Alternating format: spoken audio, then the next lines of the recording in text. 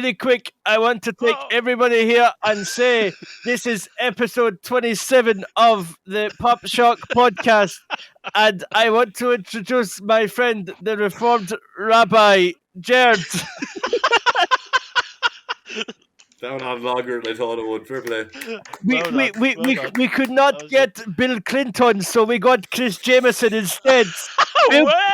Bill Clinton, very, very busy. He is in the process of buying Jeffrey Epstein Island. No, let's not. Let's not go on. Hello, welcome to episode 27 of the Pop Shock podcast. We've probably just lost our entire audience there, but it's a gaming thing for the non-gaming nerds. That's a reference to the Game Award, something that happened at the Game Award. As I was just saying before the recording, my nephew sent it to me. I'm like, what the fuck is this? My nephew always sends me stuff. I'm like, what? I'm a geriatric millennial. The Game Awards happened. We're going to get into that in this episode. We're going to go over all the announcements and stuff. But we don't really have. We were talking about beforehand. We don't really have much news this week, so we're going to batter into just what we've been playing, what we've been watching, and then we're going to go through all the Game Awards stuff and break it down. Yeah, DC been up to the shite again, and come back in about 6 months to see if anything's changed. But welcome back to Jerd, who's not been here for a few weeks. So DC have kind of gotten away with it recently. Get back in with the DC team. I'm glad to see that the first side Jerd does is just take a quick pop at DC as soon as he's in. That's nice. You can't even defend it anymore, man. It's fucking. It's ludicrous what's going on. It's the same. It's the same thing for 4 or 5 years. Oh, let's announce it. Oh, Jesus! I don't care. DC don't care. I think I said that before about DC don't care about making movies, but DC don't care. I also love how the Jerd's cameras froze for the audio, the visual people. Oh no, it's back. No, but it froze there. Indeed. It froze on Jerd like this for about a good 50 minutes there while he's bashing DC. That was perfect. Anyway, let's go on. Thumbnail. Do you know what? Let's start with Jerd because I've missed our Irish brethren. We've missed him. Jerd, you've had a few weeks to sort of watch it and stuff. Have you been up to it and have you been playing it and you've been reading anything? What have you been doing? I have. I'm struggling to think of anything that I've watched the last while. I've been just doing an awful lot of YouTube, a lot of old Mr. Sunday Movies videos, and just picking up random episodes of the Weekly Planet, and it's really fun to, especially from a perspective of that, where it's not what the show's about, and you can hear in an episode from June 2020 when they're like, oh yeah, so this film will probably be out next year, I'd say. Yeah, and this kind of stuff. I guess I don't think I've been watching a crazy amount. Something will probably pop back into my. Oh well, I guess I've seen Black Panther since I was talking to you last. I think. Yeah. Really enjoyed it. Very long. I had to kick out some. Well, I didn't personally, but I kind of had a Marvel team up with some random dude. So these fucking 10, 12-year-olds came in. And they were talking shite during the trailers. I was like, okay, you can't really say much to people when they're talking shite during the trailers. And then the whole time they were just like, oh, making jokes. And there was a young couple over in the corner smooching, and fucking they were throwing bits of popcorn over at them and making sex noises and going on for ages. And I can't remember what happened first. I think some other guy said it first because I normally would, but I wasn't feeling it. I was like, if anyone else jumps in, I'll fucking jump in. But I can't. I just don't have the emotion. I'm not in the headspace to start it. But your man kind of just says, "Here, look, this guy, mustache, very hipster looking guy, just goes here." But he was stocky guy, so I was with him saying something, I could go, to listen to him. He's like, "Here, look, we're going to go outside. If you make one more noise, we're all going out. We're getting you all kicked out." And they were like, "Oh, sorry." And at that point, I was just like, "For fuck's sake!" And they kind of kept going. They kept going a bit, and then it was kind of just gone back. Any restraint they were showing, they'd stopped again. And I think I didn't see any of those kids leave, but someone maybe text or something the staff, because the staff came in a couple of times too before they were actually kicked out. And then at a certain point, then I just got up to leave. And I stood up, bag on back, and then put a letter on my bag, and it fell out. But by me doing that, they all went super quiet. So I was like, okay, I'll give it one more go, and I sat back down. And then it started again. I was just going to go to another cinema. I was like, I could not be fucking arsed because I'm fucking just wrecking my head with this viewing anyway. And as I was going out, the other fella came up and said, "Here, you going out?" I was like, "Yeah." I was like, "Well, I'm fucking just heading." He's like, "Would you mind holding on so we can fucking so I can say that look, it's that bad that this guy's leaving." I went down, said as a staff and him got them all kicked out, and staff were like, "Sorry, look, we couldn't kick them out straight away. We have to wait for like 3 strikes, whatever kind of thing." 3 strikes. Wow. I think, but like, you know, what, like, and when they were going in, when the staff were going into, they were being quiet. So there's like, you know, they can't just go in straight away for whatever. And then the staff came up and was like kicking them out, and then one of the kids was just like, "Oh, please, give me one more chance." And I was like, "No!" And I just sat down. I was like, "Fuck, this is shit." And I couldn't give a flying fuck. Because like, your kids. I was a kid myself. I was a little shit when I was a kid, but I'm not now, and I don't want to fucking listen to your bollocks when I have to pay for money for this film. Like, and actually, it was the second time I paid for it because I'd paid for IMAX and I was late getting there, so I was like, "Oh, I just couldn't be fucking arse going in straight away." And so I nearly would have paid for it 3 times. But yeah, great, love the action. Just not the experience, the setting. Yeah, fucking, you know, I wouldn't remember that. Like, you know, it's fun to kick out kids. Like. I'm pretty intolerant in the movie theater, but it's always funny when you see other people that are worse. Like, oh yeah, like so there was one specifically. I remember it was Creed 2, and honestly, the boy next to me was having his 2? Yeah, so it was a while ago, cinema. And it was Netflix. No, it was cinema, and it was the boy next to me with his girlfriend, and all he did was just look at his phone the whole film, and I was like, "Mate, see if you're going to check that, going to go outside and check it, or going to turn your brightness down," because I was sitting right beside me, and every time the whole fucking like right hand side lit up white, and I was like, "Mate, you need to stop doing that." But we went to see something with Courtney and her pal Angelina. I can't remember what it was we saw, but it was genuinely, I think someone was eating too loud, and Angelina was like, "Going to keep it down," and I was like, Chris is just eating their snacks, but like she lost it. She was like, and I was like, "Mate, I thought I was bad, but Jesus Christ, like, yeah, some people are so like sensitive to that shit." Some people are clueless. But, I remember going to something with my brother, and he like had bag of crisps, and then he just spent like 10 minutes crinkling it up and folding. I was like, "What are you doing?" Just like, now, in fairness, one of my mates that I met through the Weekly Planet podcast. I don't think he listens to this podcast, but Connor, if you do, you're a fucking typical dub. He's from Dublin.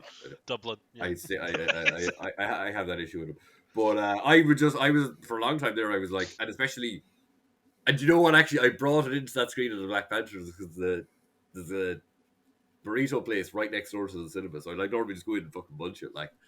But I had it in my bag, and after giving out about the kids, I was like, because my mate Connor was always just like, "You can't be fucking bringing in food like that into the cinema." And I built the argument that they sell kind of hot food, so what's the difference? But I went in another time and I'd like a burger, and I was like really paranoid about it. But then a couple beside me started like they brought in like the whole way microwave popcorn, so that really sunk out the place. I was like, "Yes, sounds so." I'm thinking, but yeah, I think with that kind of stuff, generally, if you can just say one thing at least at one point, it'll help the situation. Because I've noticed that, like, you know, because it's fucking difficult too, like, because you never know, like, fair enough, it's like it could be like another time there was 2 teenage girls and they were like putting on the phone and blah blah blah and doing this kind of shit, and like you can say something to them once, but then if they just keep doing it, it's hard to fucking like, what's your next move then? Or, you know, you could say something to, like, even if it is a fucking 16-year-old that could come at you with a fucking knife, not necessarily a knife. Well, I'm not sure how many 16-year-olds I can actually physically beat myself. I'm not a fighter. Well, I remember specifically The Hangover 3, or was it 2? One of the Hangover movies, right? We after the movie, the credits were rolling, and it was in Cineworld in the city centre. And over the left-hand side, we just heard these two people, "What are you saying, you dad?" Going back forward. No. And it was a group of teenage boys, right? Like 15, 16-year-old. And this guy that was about 43, 44, who I think was there with his son. And his son was like, "Dad, shut up." And the dad was like threatening the wee boys. He was like, "You better run me, go outside, because I'll be there waiting for you, and I'll be chasing you to your bus and all that." I was like, "Mate, you're like 44, like, what you did?" So I don't know if they were like maybe throwing popcorn at him or why. Okay, I don't know how it started. I'm kind of worried they were just threatening the. Do you know what I think is kind of a scarier concept? It's when it's a teenage. If the group of teenagers were threatening a 40-year-old man, because your head, like, But he's a big man. He's a big man. You can't do that. He's a big man. That's against society. If 10, 16-year-olds attacked you, you're not going to, not everyone. The sellotapes fucking. Let you down. The DIY camera mess you up. Oh, stop. I might just have to. It's fucked. The only one experience that I had was in the Batman. See the Matt Reeves Batman, and there was somebody behind me, and I was like, and you could feel their kick in your seat. Yeah, I can't deal with that. Right, and then I just looked back, and it was like a wee 3-year-old, and I was like very mean, and I was like, oh shit, I'm just scared of a wee 3-year-old, and then I looked back afterwards. The parent replaced her seat. I was like, oh, I'm scared. So the parents swapped kicking. Aye. The baby lap, mum, can we swap that skinny man in front looking at that me? big scary guy stared at me. You're like, in the back of the I remember going in to watch, it's strange because I don't think I've seen Iron Man in the cinemas, but I'm pretty sure I went to see The Incredible Hulk in cinemas, and that seems like a million years. The film itself doesn't seem as long as this experience felt. But I went in with a couple of lads. I was doing this amateur theater. I was in this amateur theater group. One of the fellas was a fucking con man, bollocks, whatever. Anyway, we were friends at the time, and I drank like a naggin, and I can't fucking handle spirit. I haven't drank for 6 years, so a naggin even back then I couldn't handle. But I could remember just going go on the Hulk. So we wrecked someone else's heads there that day. So it happened. Karma. That happened. Yeah, it does. Yeah. Jerd, Black Panther. Black Panther. Yeah, it's else you can. Cinemas. That happens. That's news. Did I see what's the Pearl? No, Pearl. Yeah. I don't know if I talked about that since yeah, great. Yeah, it was terrifying. Great. And I guess we could bring that in with the trailer you sent in the chat there. With me a goth. Infinity Pool. Infinity Pool's Brandon Cronenberg's new movie. Fucking Cronenberg's son. Yep. And he made that fucking Possessor. That's a weird movie. It was great. To watch. No, but it was fucking hell. Knives into eyeballs and as a fire poker in the eyeballs. Yeah. No, I've never. See it.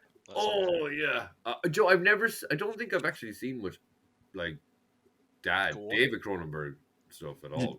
You've seen The Fly or Scanners? Or... Fly, yeah, actually. Scanners, I think I might have seen way back. Fly, I know pretty well, but I think from what jokes Rick and Morty make about him, I'm sure there's far more Cronenberg stuff that really drives home that fucking body horror shit. Yeah. Fly's really the only thing I have a good memory of. I've not seen Crimes of the Future yet, the new one, but I heard it wasn't great. But I've not. Oh, that's Dad. Yeah. It says David and what's his name again? Brandon. Okay. Yeah. But it's the rare case of I feel like there's no nepotism. Like Brandon Cronenberg is a creative guy in his own right, and he's making these cool films. It's like he probably got a leg into the industry. Of course he did. Of course he got a leg into the industry because of his dad. But I'm saying. I don't think it's. I think he's got talent. I don't think it's all that. Yeah. It's not like what's his name, Landau's son, that scumbag that got me too'd. From Max Landau. Yeah, caused the deaths of people with a helicopter. Yeah, that's right. Yeah, John Landau. Yeah. We spoke about that in the podcast. Can't remember. It was a really fucking light-hearted film or something. What the helicopter just fucking flipped over and landed. Yeah, no, the helicopter either came down too quick or didn't come down quick enough, and then the blades chopped the actor in half. And it was like footage people were kind of saying beforehand, this isn't safe, and he was holding two children as well, and they also died. So yeah. Oh yeah, I remember you saying about this. Yeah, it's not nice. They got chopped. Yeah. I that was the kind of thing that back then it was like. I think it was.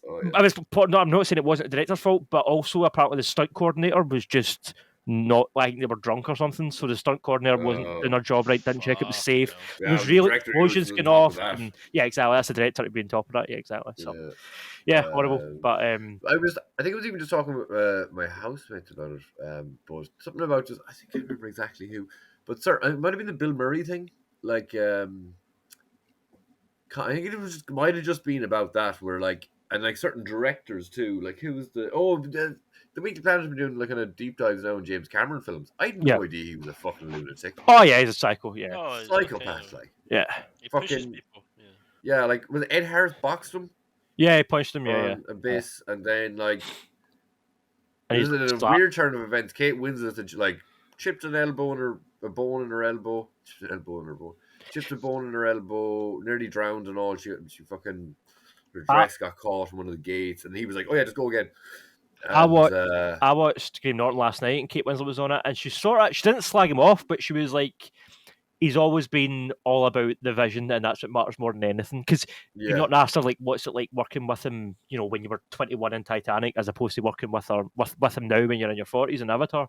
And she was like, well, some things change for different people. We're at different stages in our life, but all he cares about is the end product. But I guess nowadays there's more safety measures in place, and there's obviously more CGI in place that actually not as much harm. I guess. See that right in the headline? She bet Tom Cruise's holding. She did. Yep. Breath underwater. Yep. She holds the record for holding on Avatar too. Breath underwater. Yeah, and it's hilarious because training, I guess, with Titanic. Kate Winslet does. Yeah. The video of it. Yeah. It's like seven. She's a short part in Avatar. Well, and it's all CGI. Why does it need to? So they must have shot underwater, but still, obviously. I think so. It was like 7 minutes 15. She held her breath for.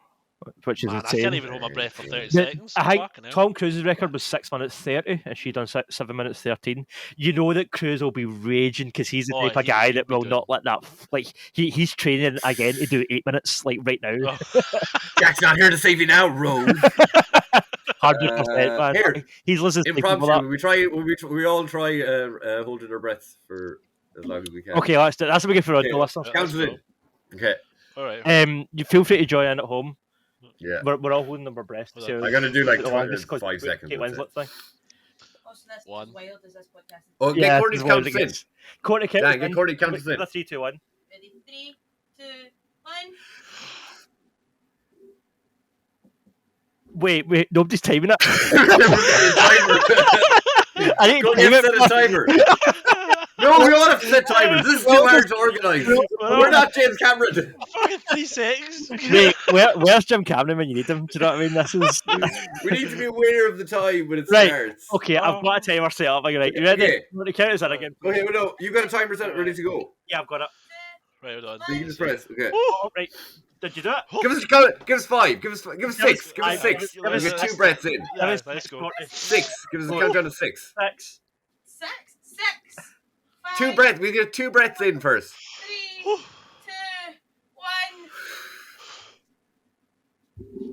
1. Oh, I didn't hear us start counting at all. Yes, Okay, we need silence, and then we need to hear the countdown. So start again. Why am I holding my breath for 10 seconds? I only heard from 2, so I got 1 tiny breath in, and then I had to let it go. I'll count us down, okay? Right. 5, 4, 3, 2, 1. Christopher Steffel's not doing it. I'm doing it! Okay, fuck it. Right, I went right by default. I admit 3 seconds is probably. Thanks, Gordy. Ironically, on that, we were watching Game Up last night, and Kate Winslet gave a big talk about how you shouldn't try it at home because you can like black out and stuff. So maybe don't try it at home and blame us. Okay. Well, we're at Especially no like a pool. Don't go in a pool. Yeah, don't do water. Yeah. You don't need water. Yeah, that's Just fine. stand up, do it. Just do what we done. Isn't your body supposed to fucking... Courtney's not impressed with our content.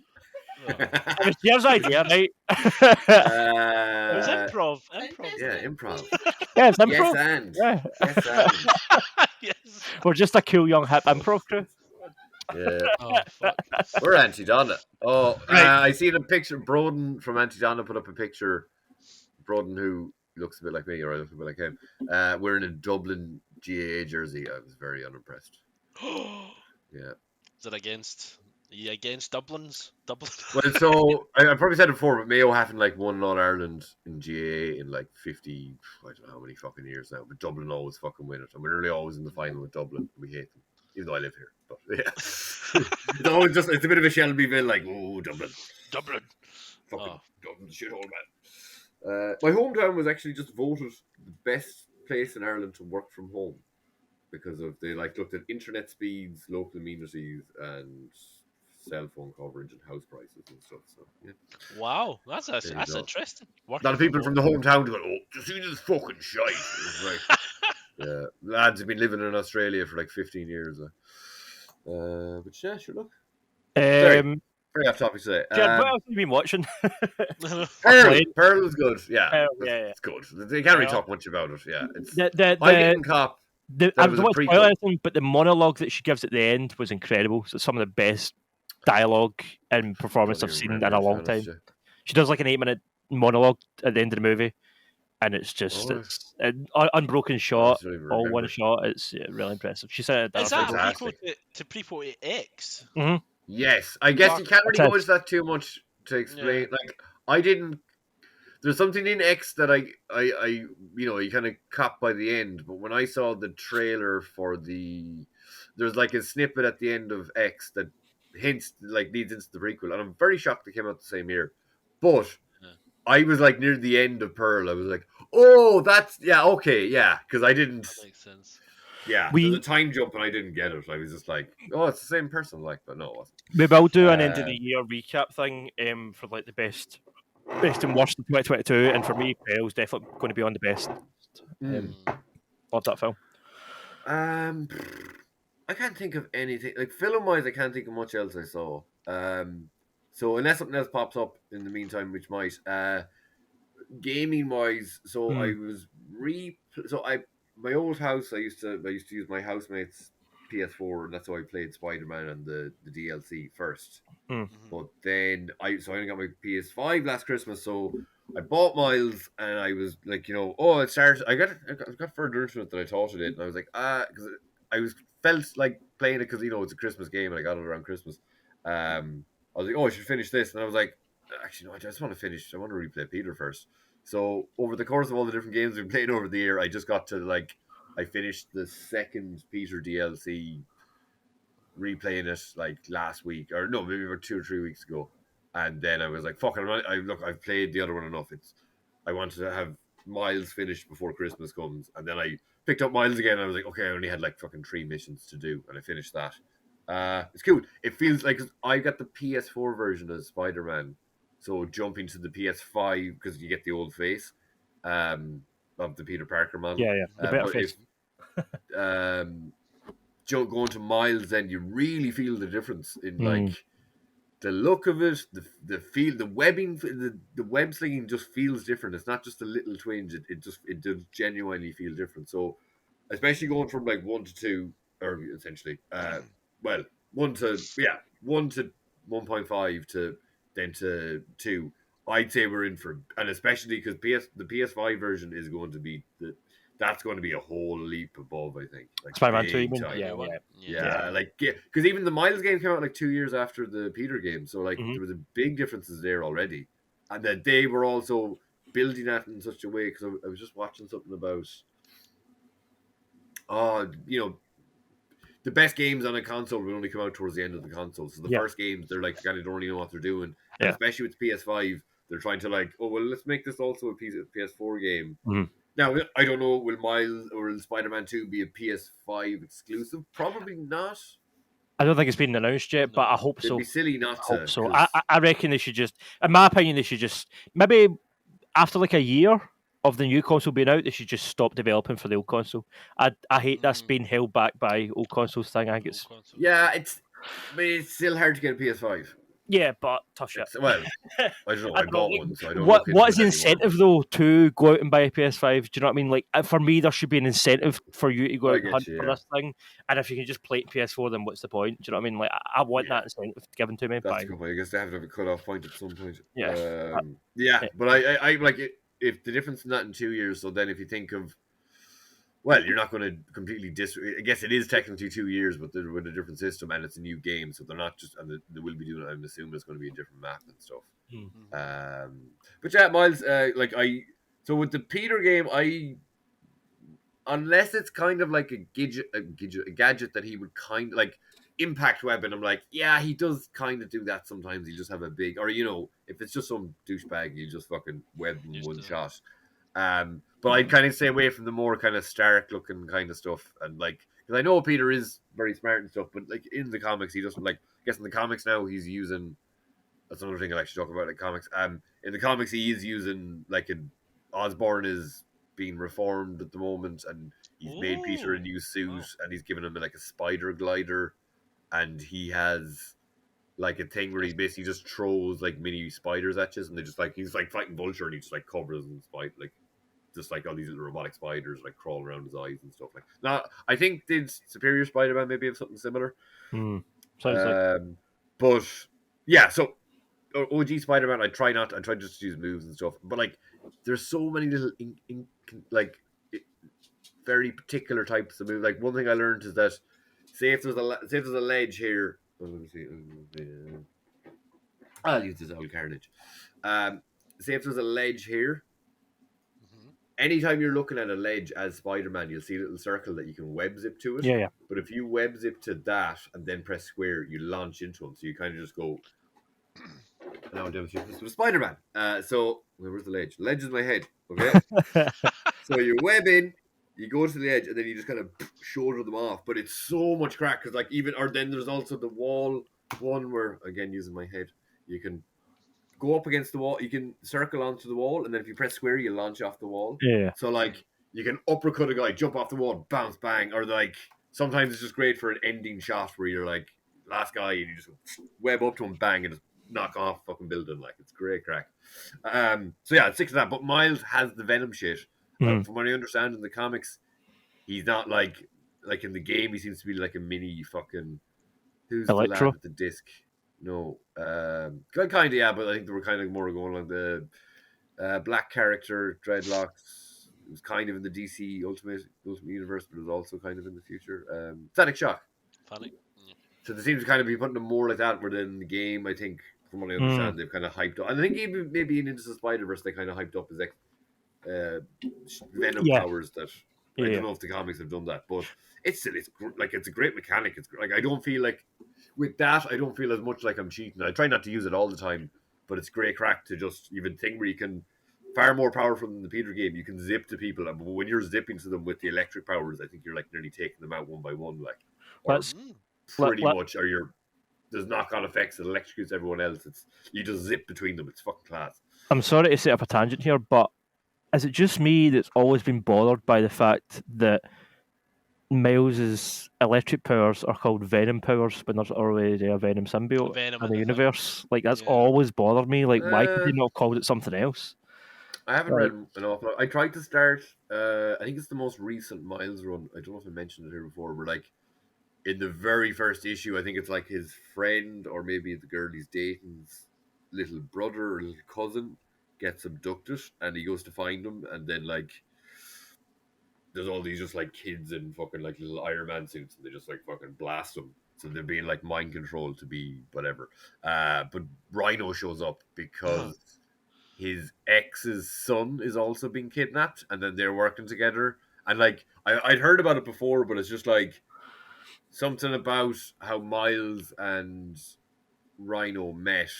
They just relate a little bit differently. Like Parker's a bit of a goody two shoes, so you could see he'd just see Venom, and like our Rhino, look, he's been his villain for years. And I'm sure Peter doesn't even think Rhino's the worst of all of them. He's a bit of a schmuck. But Rhino or Peter maybe a bit hard on him, kind of thing. But Miles, and I was trying to think of it, I was like, maybe Miles was a little bit, but like more so than Parker. Miles was a little bit more. Now I'm only taking this from not rereading the comics and just knowing the stuff from the games. But like even if you say like if you look at the game in the first one, Miles does actually fucking give one of those, like he's about to get ganged up on by thugs, but he does actually knock one of them out like pre-powers and stuff. So I'd say Miles is a little bit more of a tough guy before he got the powers. Sure. Like, but he was still like, he was very young. He was 14. But I'd say when he was 14, if a 14 went up to him, he'd probably stand up for himself a bit more, and maybe he was a little bit more pop. I don't know. I haven't read. But from what I've seen, though, he has like a very close friend in Genki and stuff. But I could see that as Miles maybe having maybe a mindset of being just a little bit more of a guy's guy than Peter would be. Mm-hmm. That Rhino is like this big tough lug, but like in myself sometimes I can appreciate people because not that I'm really this big tough guy, or I'm not at all. I'm a little wimp, but I kind of maybe have an understanding of how like some things can be a bit more difficult, and maybe I feel like I can kind of relate to like Bruce types. That sounds so bad. But like tougher guys, even though I'm not a tough guy, I think I'm a way that I'm able to maybe kind of communicate with them, that I can kind of. I think it has a lot to do You know what I mean? with where you've grown up. I feel Where like if you've you've grown grown up, up in an area, Yes, yeah. I think that has a lot to do. So I'm not like Regardless how maybe you're built shocked or by how certain you, social yeah, things. yeah. Or I think that's a lot. terrified by things because I've hung around with fucking more dangerous people. Yes, I can kind of like relate to people like that where I'm like, I you know, get. again, like my town, like I grew up lower middle class maybe, but like hung around with scumbags all the time when I was a teenager, like and like fucking dealt with that kind of shit. But say someone like Miles, like I also in our friend group we have this, not that he's like a scumbag or anything, but we have this guy. Sometimes I like to joke that is like, oh, we have a Hulk, and he's like his cover photo for his Facebook for a long time was a picture of him playing rugby, and he's like, it's behind him, but he's like his hand on. Okay, I'm gonna recreate it. With Rhino. Oh, there you go. So if you imagine the picture of him, he's like. Let me see. This is if you're listening on audio, you need to get the YouTube video up for this. By the way, Yeah. Oh, this So you is, know. this is I'm not trying to describe what he wants. So this is the guy. He's like he's running with the balls in this hand and like get the angle right. He's Just kind of getting just right. like I can't even fucking do it. Anyway. He's kind of just so he's running with the ball. He's kind of grabbing some fella's face, but the way the picture is taken, you can see his hand on your man's face.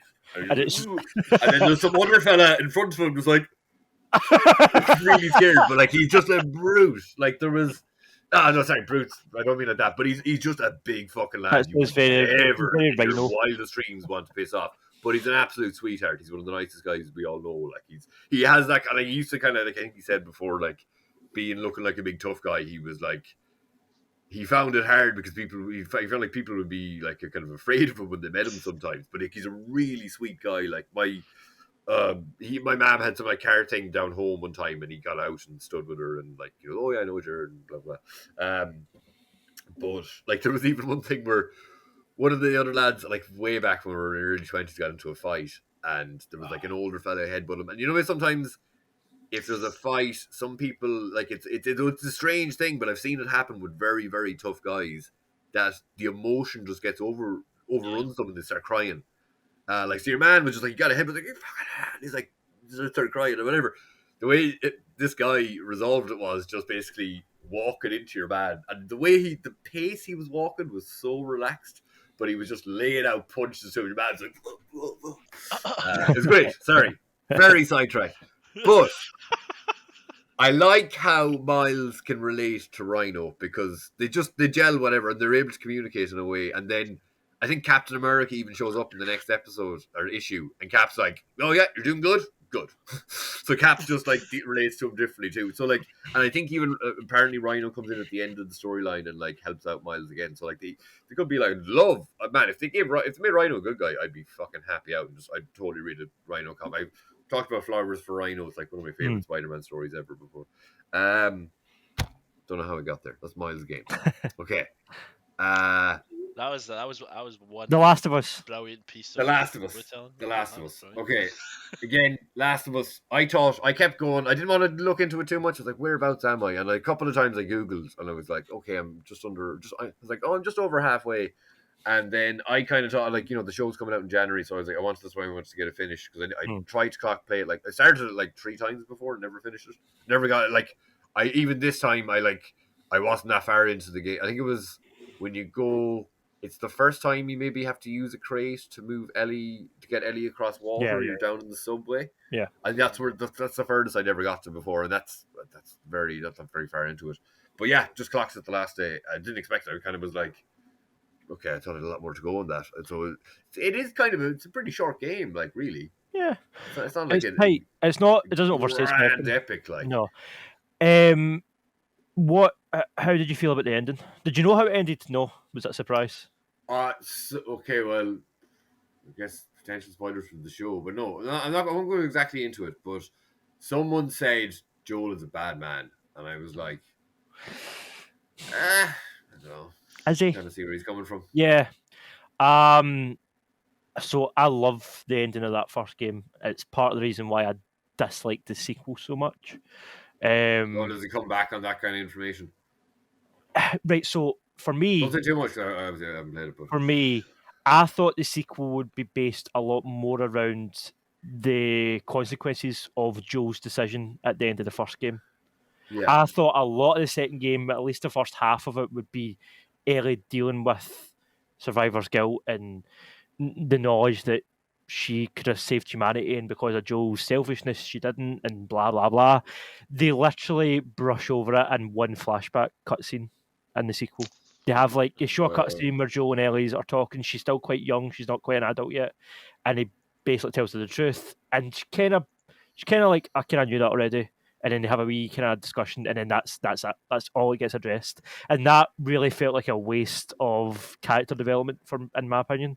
The sequel was more concerned with trying to do other things, which I didn't want as a fan of these characters, which again is why I didn't like that game as much. The gameplay is incredible. It's one of the best looking games. It's one of the best in terms of taking enemies down. It's some of the best that's ever felt in a game. Like The Last of Us 2 is a masterpiece on certain levels, but what they did with the story just... Are you just Ellie in the sequel? I don't want to say anything. I don't want to spoil anything.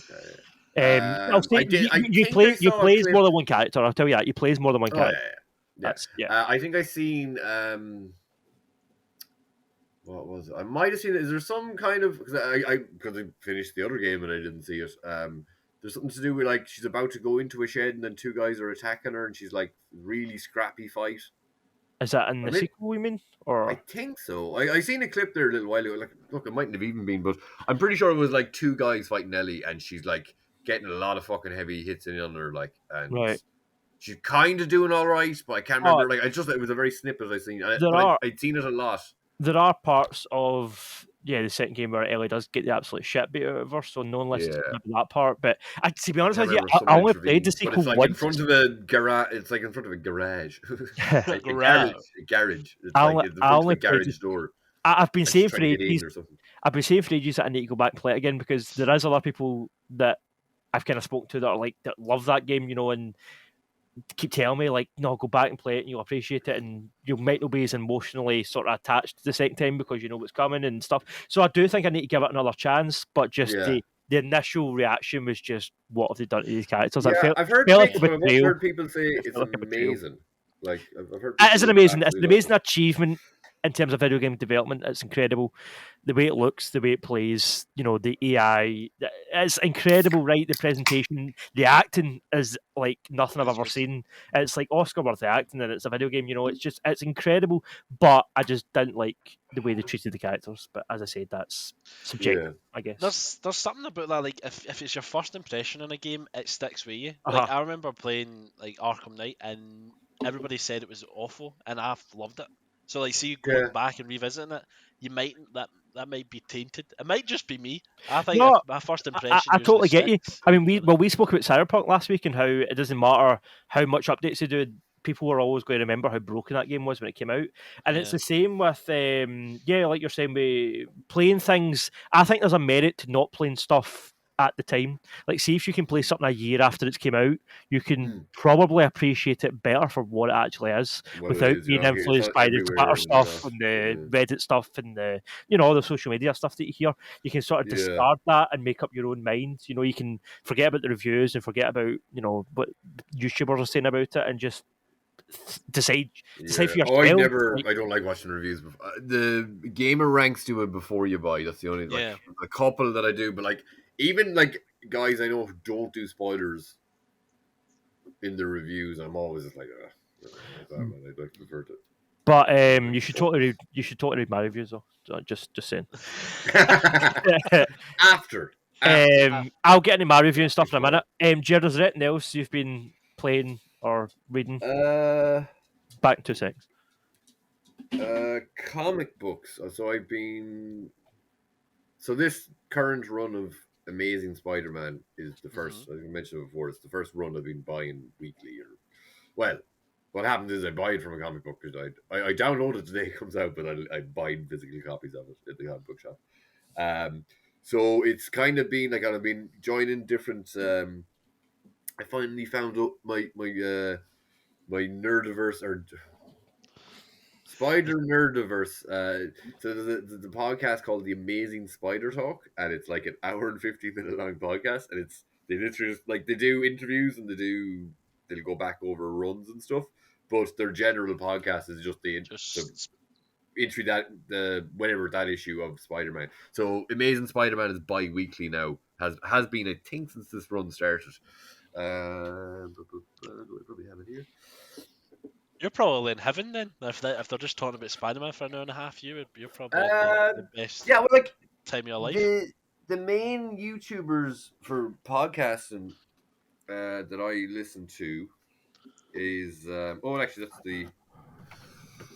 that's the Norman Osborn designed glider suit. I don't like the green. Just give him, like, he doesn't. Just make him in the classic costume. Why would he need it? What's the purpose of the glider? Like, is it just to assist him? Like, there's one thing about this run where he's been in a couple of situations where, like, you're Spider-Man, you should be able to handle that, and then he's like, "Oh, Norman's in the fucking glider height," which is a little bit annoying. But it's kind of, so there was a Tombstone run at the start of it, which was like 5 issues, and it was all right. Like, they brought back a character from, I can actually show him up here, but they didn't really use him an awful lot. But they brought back a character from the Michael J. Straczynski run. He's actually here on this cover, who is one of my favorite characters ever. He's called the Digger, and now he's just like a goon in this pretty much. But in the story in the Straczynski run, it's like a 4 or 5 issue arc, and he never showed up again after that. Mm-hmm. He's basically so there was this mob hit that was, the bodies were dumped in, like, I think it could have been the same place where the Hulk was made or whatever. So basically 13 gangsters came together, and, like, it doesn't show it as much in this, but in the original well, maybe it should when it's actually shown. His skin is all, like, layered, so, like, he's made out of 13 people. So, like, one bit's up like this, the next bit's down like this. And basically, the way Spider-Man fixes it, he's like, it's a great moment with him and Mary Jane. He's like, well, he's like the Hulk. He's gamma radiated, but he doesn't seem to be able to turn back into a human form. When Hulk does that, he he's able to relax. But, like, Spider-Man's basically just, I'm just going to keep pushing this guy till he falls apart. So he essentially kills him again, even though he's a zombie. But, and, like, when he's telling that to Mary Jane, he's kind of like, well, yeah, that's what I'd have to do if I ever had to take out the Hulk.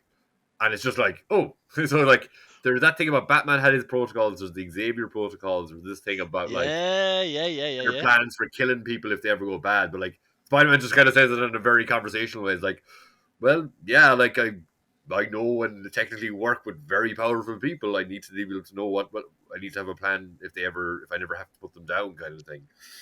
Is Spider-Man as strong? Like, I always thought Hulk would be stronger, but are they on par? Oh, no. So Spider-Man holds back, but, like, he will give his very fucking best to try and take out, like, no, he'd be a nuisance to the Hulk. One of the most famous Spider-Man stories is from the Roger Stern run. I think I mentioned it before, where Spider-Man is fighting Juggernaut. I tried to do a display with my custom Banshee, Black Tom, and Siren, but they all fell over, so I just made Banshee sit up there. That's the plan. I'm going to fingers on each side. Sorry, getting very sidetracked.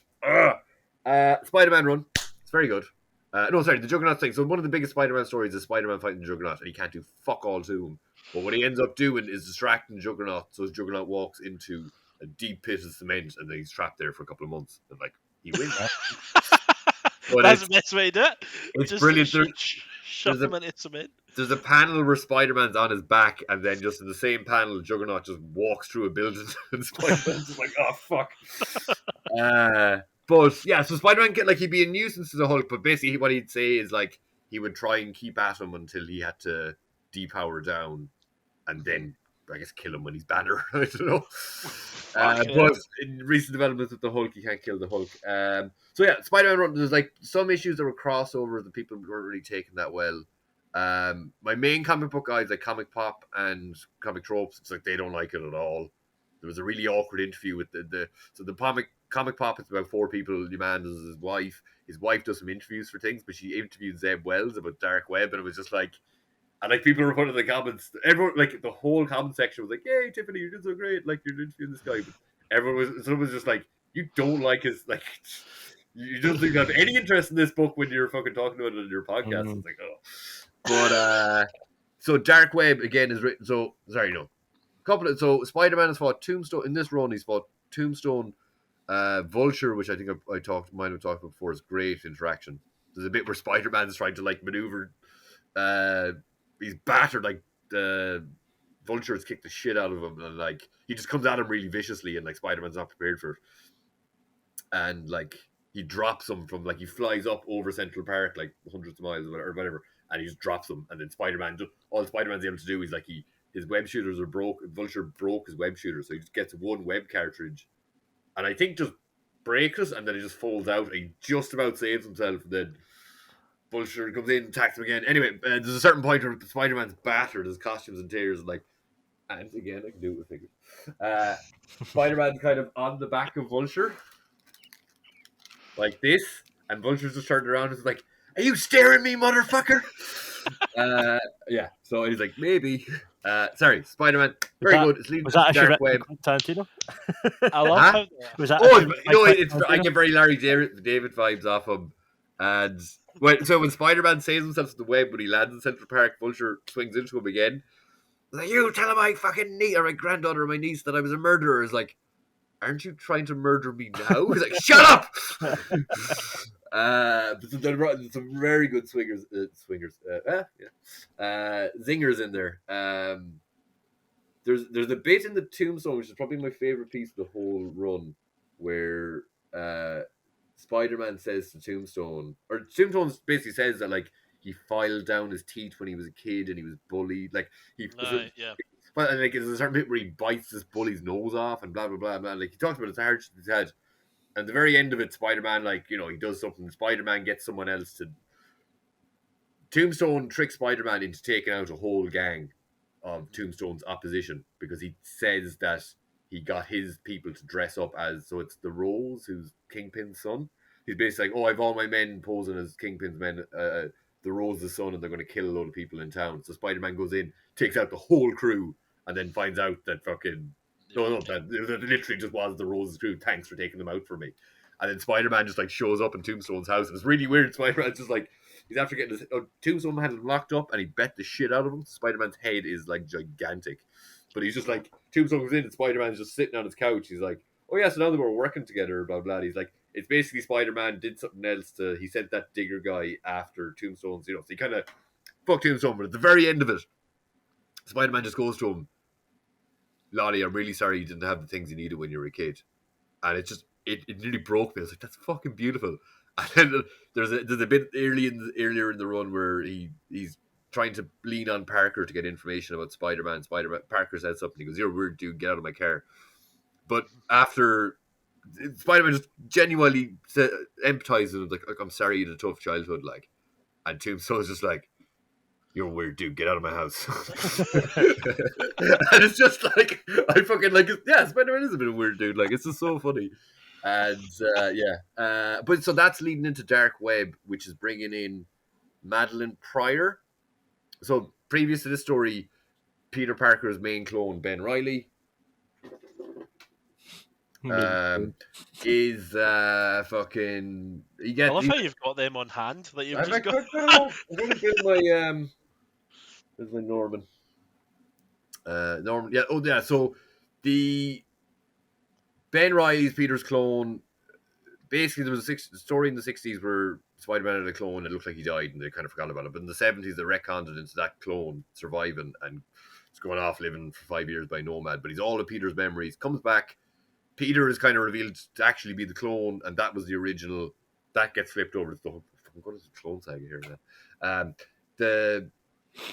Basically, so Ben was the Spider-Man for a while, but then found out Peter was actually the original, and then Ben has just been mishandled and misused and fucking hero, bad guy, all this mad shit, interacting with the female embodiment of death that I think Thanos and Deadpool have. And he came back like just with he was Spider-Man with guns for a while.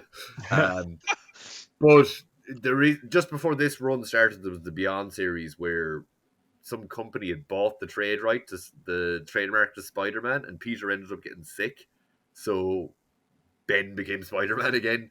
And then whatever happened, he ended up losing all his memories, and he blames Peter for it. But then he ends up not hooking up, but just teaming up with Madeline Pryor, who's the Goblin Queen, who's a clone of Jean Grey. So there's two clones basically. The series is called Dark Web, where it's the two clones. So Ben Reilly and fucking Madeline Pryor. Madeline Pryor has like made Venom evil, so Venom is like on the bad guys team, and then she magically made Ben Reilly's girlfriend into some new kind of fucking Halloween themed Hallows Eve, I think she's called, or something like new kind of goblin thing. But that's where that's set up now. So there's a really good one. They've actually handled Norman's kind of redemption quite well, because at the start of the first issue of Dark Web, it's Harry's birthday, and like they're all there having dinner and stuff. And do you know Randy Robertson, the black guy who works in the Daily Bugle? No. Robert Robertson. You don't see him from the films, the big stocky guy? Yeah. He's always like, that guy is pretty good cast. He's normally a bit slimmer or whatever, but like there's always that guy in the Bugle. His son is dating Tombstone's daughter, who's like the Beetle or something. And there's just one little snippet of Jonah. So it's like, I don't know why Jonah's there, but it's like Harry's dead, so they're all just getting together for Harry's birthday. So there's a lot of the regular people and supporting characters. And just one snippet of Jonah at the bottom going, "So Randy, Tombstone's been bullying your father for years," and it's like, and that's how. I was like, and you're going out with his daughter. It's like, they're engaged. That'll fix them. I was like, that's lovely. But then Peter's about to pay for a coffee. Peter and Mary Jane are estranged at the stage, and Peter's about to pay for a coffee at the counter, and the guy's like, "Oh no, this has all been covered for." He's like, "By who?" He's like, "By that guy." And look out the window, and my head was like, "Harry?" Because they fucking always draw Harry and Norman the exact same. But Norman's just there and he just paid for it. And like, they're actually making him redeemable, where he's just like, and like Peter like just grabs his hand, "Look, it's okay, you miss Harry." Like, and but of course it's a clone of fucking Harry that died or whatever. So it's always some random level to it. But that's where that story's kind of run up. And Peter does have a little bit of a talk with Norman about Ben Reilly, and it was Norman who killed him in the 90s. So Norman's in his office, and he's got this he's the Gold Goblin now, so he's trying to be heroic. He's like I don't know, mad in the design, but it does seem interesting. Like, I read one issue with that. There's a miniseries of that. Sorry, I'll move on after this. But Norman, a Gold Goblin. it's the glider has like a weird bit on it that looks like a penis head. It's weird. It's kind of fucking hell. Give me a second. I'll see if right I up find my alley. It's really just like, I'm like, why did you do that? It's just like, I can't. Do I have it here in any of the covers? I don't. It's just if you look at it, Google Gold Goblin, you just see the head on the glider thing. I'm like, I could have done something different. Like, yeah, it kind of looks. Let's see. See the head of it. See the purple thing there, and it's purple too. Like, not that. Essentially, that's the color of the thing. It's purple. But Norman is in his office. Ben Reilly walks in, and he's called Shazam now, and he fell into some chemicals. He's got some antimatter powers too, or something. I don't know. And Goblin Queen just has loads of demons, so that's a bit. Dark Wave is with the X-Men and Spider-Man team up, who haven't really been interacting a crazy amount in the last while. But Ben comes up, and he's just like, goes up to Norman. He's like, "Oh, I'm Ben Reilly." He's like, "Yeah, I know you are." Like, obviously, you look exactly like fucking Peter. Or maybe he's the mask on or whatever. And then they're about to Ben's threatening him. So the way Ben sees it, he thinks Peter has, I think there was some process that he asked Peter to do to get his memories back, because Ben has lost all of his Peter memories, so he's no memory of what it was like before he was cloned. He's just his memories have shot down. But then he's also lost most of his own memories, and the only ones he remembers are pain. So he's like just vicious and stuff. And Norman's like, "Look, I would like to make amends, blah blah blah." And then Ben is straight going for vicious. So like, Norman isn't like holding back so much that like Norman's like, "I will defend myself," like, but like, I'm very sorry for what I did in my past. And the glider just goes flying for Ben, and Ben dodges out of the way. I didn't cop someone else saying, "Oh my god, Ben dodged the glider," because that's how Norman killed him. He just rammed him with the fucking glider. And then Ben dodges it, and he just kind of Norman's about to do something else, and Ben pulls out some remote, and he goes, "Yeah, I've came here pretending to be Peter," and his fucking Norman's costume just fucking blows up. It doesn't kill him, but like obviously he's super durable or whatever. But his costume just fucking blows up, and Ben just starts sitting on him, and boom, boom, boom. It's fucking class. So it's the main run. So the Amazing Spider-Man talk, they seem to really like it and think there's been some genuinely good work. Like they made Vulture formidable again. There was a thing with two goblins that was a little bit messy, and there's a little element that Peter has this new upgraded suit that he relies on it too much now, or Norman has to come in and save him at one point. But look, I'm a Spider-Man fan. I'm happy reading it. It seems like good stuff. And other than that, I've just been catching up on Exiles. I've told you about that first, the multi-dimensional team going across and blah blah. And yeah, that's pretty much it. I don't think I'm sorry. I've talked for about an hour straight, but that's what my handle is. Shit at work. See, honest, you've not been here for a good wee while, so that was. If you just said yes, I've just watched one thing, that would be a bit. Yeah. Like myself. So speaking of that, yeah, sorry, so. what have you been on, Chris? I have. Like as last week, I was talking about Star Wars Andor and how slow it was, and I've realised I judge things far too quickly. Like I'm on the episode 7. I'm halfway through it. It's fucking great. Yeah. Like, you don't realise like there's actually great casting. They've got the Sorry, no, I haven't seen anything at all. So. I'll keep it everything. But like they've got the fantastic cast that looks amazing. And you actually get to bond a wee bit more with Andor than is it Cassian? Cassian, Andor. Cassian Andor. Fucking hell, I don't even know. It's like Bond. Oh, but it's well, never know. But you do remove like, and when I first started watching it, you do think, oh, he's going to die in Rogue One anyway, so who gives a shit? Yeah. But actually, it's a nice kind of expanded. I think they could go on for ages. It's a prequel, is it? Yeah. Yeah, it's like a prequel. He did die in Rogue One. Yeah. Well, yeah, but the planet blew up. I mean, you never know. They died. They were obliterated on the beach. I mean, I've not finished it yet, so I mean, that's how it could end. It could end like him saying, "Oh, I'm still alive." What I heard was they were doing 2 seasons, and then the season 2 of Cassian Andor will lead into Rogue One, where he dies. Okay. Yeah, I heard it's like the best. A lot of people say it's like the best Star Wars thing ever. I mean, I wouldn't say it's the best. I think it might be for people who don't like, or maybe it was along the lines of if you don't like Star Wars, you like this Star Wars. No, like it's a bit different. It was a bit different. It's less fantasy and laser swords rather than more story. Like it's kind of if you love crime, like people like I love like all crime films and all that stuff. So if you like that kind of heist movies and stuff like that. You've heard of Michael Collins, the Irish kind of freedom fighter. Apparently there's an episode that's based on his funeral. Oh, really? Wow. I think some character is referred to as the Big Man, and that was his nickname. And it's actually like, because I seen a headline of it, it's like, literally, this episode is based on an IRA funeral, or something like that. So it is supposed to be drawn.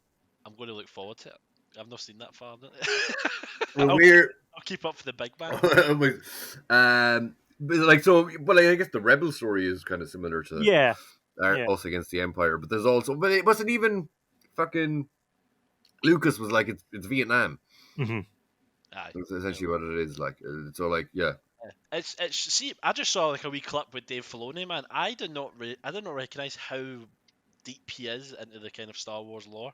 He's going to be the next George Lucas. Yeah, like he's going to be the guy that takes over him. Like he goes into deep like avenues that I didn't even think of. Like I was like, all right, okay, you've read far too much into this. But I feel like he's the kind of guy though that he has like put in the legwork, and he does understand the universe like the back of his hand, and he's kind of earned that by doing all the animated stuff. But whereas I think like writing and directing for like 20 years, Star Wars Like I think it's easy when like DC bring in a James Gunn to just be like, oh, here's a successful filmmaker, here, take this entire franchise and do something with it.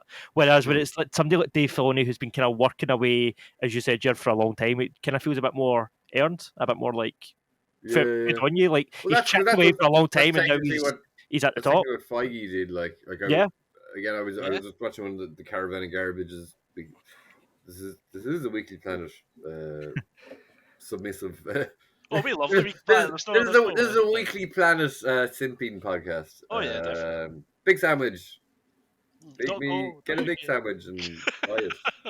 I was actually gonna. I hadn't signed up to it in ages, but I was just like, they put something up about it. I think they might have said I was listening to an old episode like, oh, we covered the first volume of The Walking Dead. So I was like, oh, geez, I might go back and listen to that. I think that would be more interesting than the actual show, The Walking Dead, if you listen. Oh no, the comic. Yeah, the comic. The comic. They're talking about the comic. Yeah. Oh, fuck the show. The show's finished. Then they watch the end. Is it? Didn't they watch it? No. Spin it off into fucking New York. Is it finished? Yeah, it's finished. Yeah. Well, it's the main show's finished. They're doing a Daryl and somebody Carol spin-off and a Rick and Michonne spin-off or something. Did you watch it the whole way through? I've not watched this last season, any of that, but I've watched up to that. Rick disappears but isn't dead. Where did he go? It's like his kid just be left there. They all think he's dead. Did he just fuck off after the? I've stopped. An explosion happens. An explosion happens, and then a helicopter comes to take him away, and you don't know where he goes.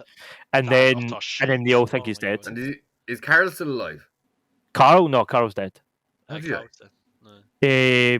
Either bit by a zombie or shot, I reckon. Can't remember. I one of the two.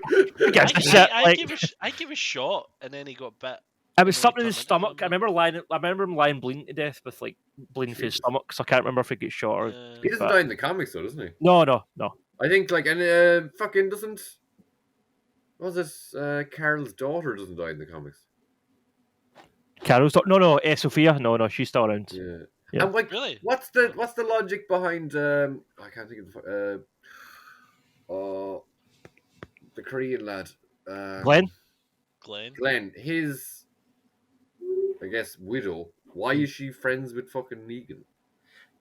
Well, the whole up until now they've kind of been hitting that she's going to kill him. Like that's kind of how it's going to go. As soon as she gets a chance, she's going to kill him.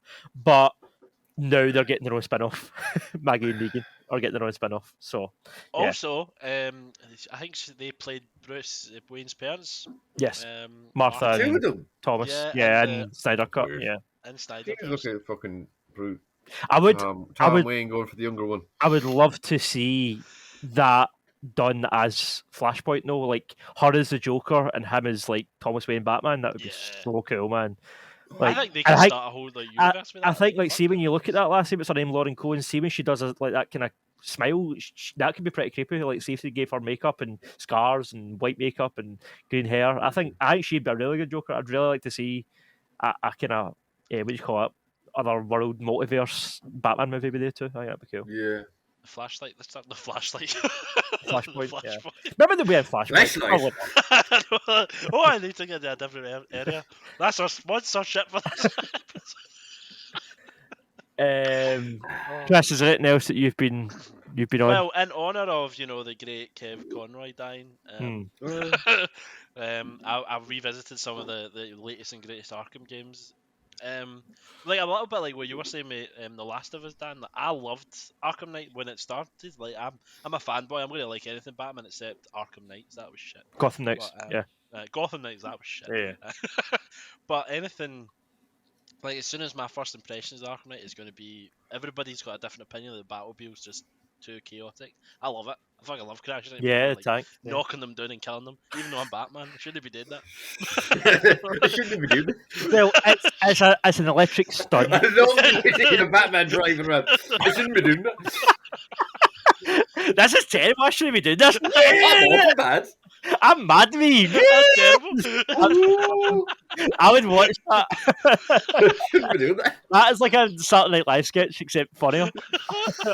I shouldn't be doing that. I should be doing this.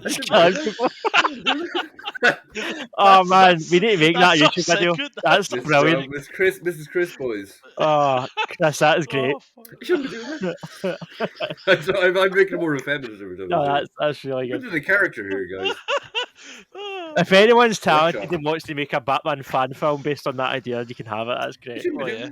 We need to get credited. That's what we need to do. Credit Chris for that idea, man. That's quality. No, but yeah, that's really what I've been doing. Reminiscing about the days of hearing Kev Conroy.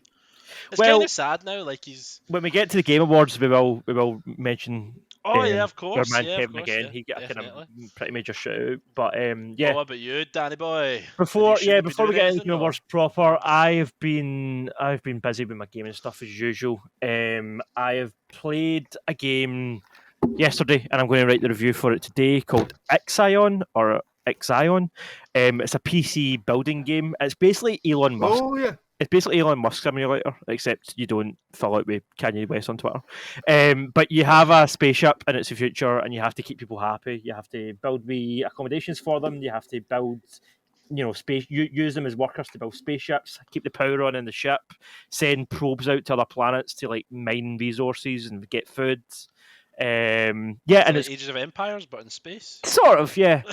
But it's extremely satisfying. It's one of those games. I'm not really into those kind of strategy games. I'm just only playing it because we got it for review. But see, just like the click of like certain things when things are getting built, the audio is really epic. It's got this kind of epic space score playing in the background, and then you hear the wee like the mechanical like when you're doing stuff. It just feels satisfying. It has a really steep learning curve. Like things go from being everything's fine, my spaceship's doing well, to oh my god, there's no power and everybody's trying to eat each other Failure. like within seconds. Like, and once it kind of goes that way, you can't really recover it. Like I found that when things go to shit, I don't really know how to fix it. So you end up losing quite a lot of progress some of the time. Like you like orbit is going well, like I've not saved in 2 hours, but it's fine. And then something goes seriously wrong and the ship crashes and aliens come and eviscerate your men, and then you're like, oh shit, that's the last 2 hours lost. Like, or That's people, what I was going to say. Is there aliens in this? Like enemies? there's all sorts, yeah, and there's people that like it's kind of like it presents you with situations. So it's like you've landed on a new planet. There's an abandoned space station. Do you want to explore it? And you can explore it and get resources, or you can explore it and find out that it's full of like face huggers, and then you lose like half your workforce. Do you know what I mean? So you can have to make decisions just based on like luck and stuff, and try and Oh, is it like you're not actually going in shooting the fucking? No. It's just like a text box pops up kind of on the top screen with a wee image, and then you get your results. It's a strategy game. It's not. It says you're under attack. You can't do anything. You know what'd be cool? I'm sure it exists in some format, but if there was a game where like someone else does the fucking all the organization, and you do. I guess there's an element then too, like it has to like you if you have to do the fight in real time. But if you could just be like, I don't know, one of those kind of strategy games, we actually go in and shoot it, or maybe someone else does the strategy side and you just go in, you're the running gunner guy. Earlier this pick month, up the game as you go. Earlier this month, we shout out to one of my past articles I wrote on a game called Hell Let Loose. It's a first-person, like kind of like Warzone. It's like a first-person World War II kind of multiplayer thing, but that allows you to do that. So the team commander has like they're in charge of the entire squad, and they see things from like a bird's eye view perspective. So they aren't on the ground, but they can spawn tanks for your team. They can like build ammo resources. They can build like barricades to hide behind. But in real time, the rest of the players are all playing a first-person shooter.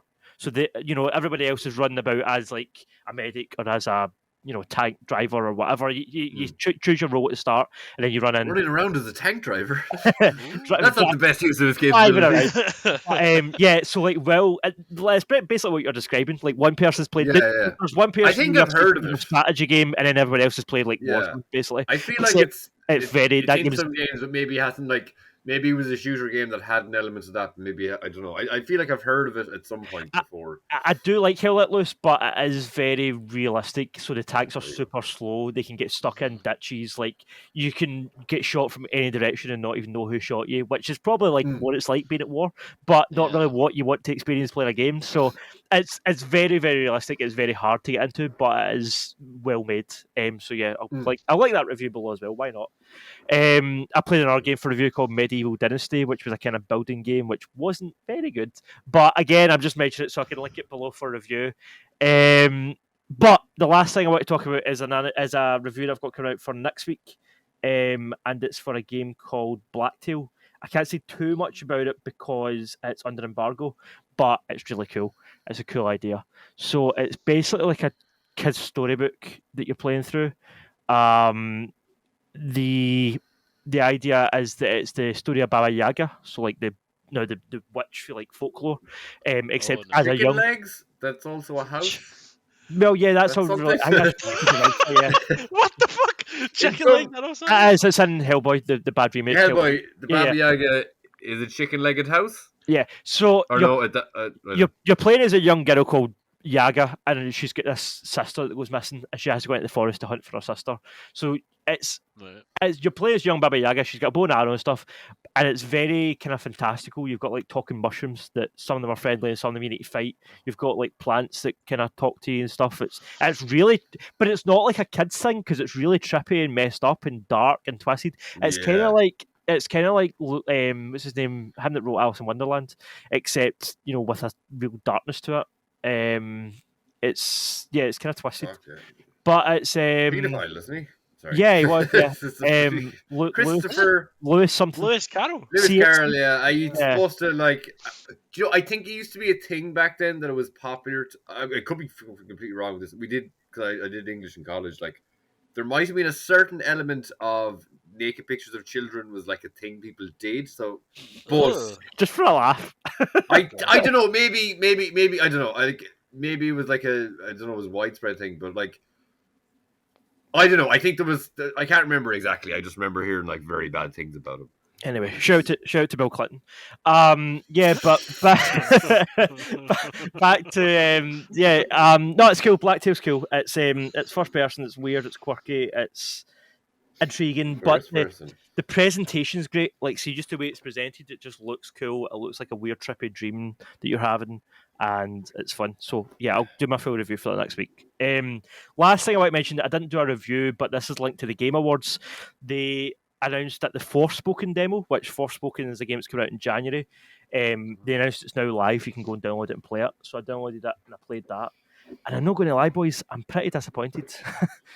So it's like a third-person action-adventure game where you play as this lassie from New York who gets kind of abducted to this magical landscape. She gets like taken out of her own reality through a portal, and she ends up in this magical, weird, almost medieval type barren landscape. She's got these magic powers. She can fire blasts out her hands. She can bring up a big like laser sword and fight with that. She can like glide on a surfboard across the environment and do parkour and shit, right? And she basically has to work out why she's there and how to get back. The demo was poorly constructed, I think, because it basically takes when you download a demo, it's basically giving you the first like hour of the game in a 2-minute cutscene. Like, you see everything I just explained there, that's how this demo starts. No. It's like, so you're playing as Aaliyah from New York, and then she got randomly abducted, and then she ended up here. Now she's got magic powers. Now she has to find her way home, blah, blah. And then it's like, right, then they plonk you into like an hour into the game, and you're like, okay, it just feels pure like jarring. And then you don't really, I didn't feel like the tutorial was great. It doesn't really tell you what you're doing. You can't work out for yourself. The controls don't seem the most intuitive. It seems very weirdly paced. The combat doesn't seem as satisfying as what I thought it would. The powers don't seem as... I guess it's probably the type of game where you're going to get a lot more powers as you go. In the demo, you only really have like the blast power and the sword power. So it feels kind of it feels limiting, but at the same time not intuitive. Like, it's not overwhelming because there's so many powers to choose from. It's overwhelming because it's just not very clear how you change between powers and how there's like different subsets of that power and stuff. Like, I don't know. It just maybe the full game will explain it way better and be paced way better. But this demo, I don't feel like it's a good advert for the game. Do they do that much where they drop you in a good bit into the game? It depends. Some demos do that, and some demos just give you the start of the game, like the intro. Because like, you feel like you can work that into the game, because a lot of games do start where you're like, "Oh, you're fully experienced now. Let's do lots of shit," and like, just and then right into it. To the start. Yeah, I don't know. It was disappointing. It's a game that I was very much up for chasing for review. But now I reckon I'm going to give it to one of the other lads at the website because I don't know, fancy it. I'll be like, I'll do Dead Space, you guys can have that shit. For my short period of time reviewing when we were doing the comic book reviews, I was like, I only want to review. I was picking something. I only want to review something I know I like. Yeah. Like, I don't want to read something. Do I waste time? I don't want to be. I guess for a comic it's easier. But yeah, sure. Like a 500 word. Well, I'd always write them at about 1,000 words. It'd always take me like a full week to do it, and I'd be like, I don't want to write it. Like, even if I don't like something, I don't know. I was lucky that I never actually reviewed anything that I hated or anything. But like, from my experience, bad review on something. From my experience writing reviews, I want something that's either incredible or absolute garbage. Because trying to get a word count out of something that's just mediocre, that's the hardest part of reviewing, in my opinion. So you try to write even 500 words, 800 words, 1,000 words on something that's just pure unremarkable. You're like, this thing's okay, I guess, and this part it's quite good. But it's like, how much, whereas if you can either rant about how much you hate it or how much you love it, you can write, I can write skis and seeds. But when you're just writing, the bare minimum, like other things, all right, I guess 5 out of 10. Like, I don't know, I find those reviews the hardest personally, but yeah. Slightly related to reviews because you reviewed it. My youngest nephew got so he has the Xbox something, but he basically just got a secondhand PS4 off someone. But my mate, the guy who behind Rollerdrome ages ago, I sent him a video showing, oh look, my nephew loves your game or whatever. He was playing it in my house, but my mate then sent me a pass for the game or a code redeemed for the game. Cool. So my nephew's playing it already way better than I am at it. Oh, it's great. Way better. Like he's only like 5. Like even I think on my save, he like got way ahead. Like he's able to do all the things that I just caught. Like no, so you have to do this trick. You have to do this trick. I was like, I couldn't fucking do it. That's quite hard for me, Chris. I would, if you've not played Rollerdrome, by the way, you should get on it. It's really good. Probably pretty. Are you PlayStation, Chris? PC. Oh, PC. Yeah, it's not on PC. It's on Steam. I wrote a Game of the Year article recently, and I included that as an honourable mention because I liked it so much.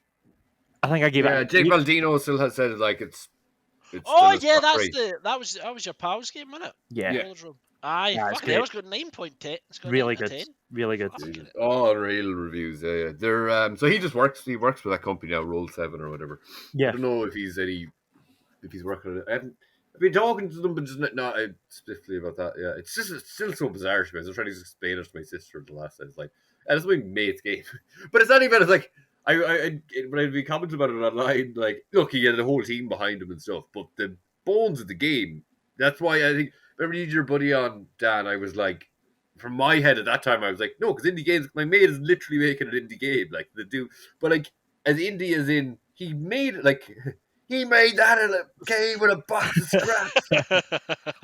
But like he made the fucking trailer. Like yes, a whole team working with him and stuff. That's another thing about gaming in 2022. That's all based on his idea. Like it still blows my mind. That's another thing about gaming in 2022. Listen, some of the best games I've played this year have been made by a small team of like 1 person, 3 people, 5 people.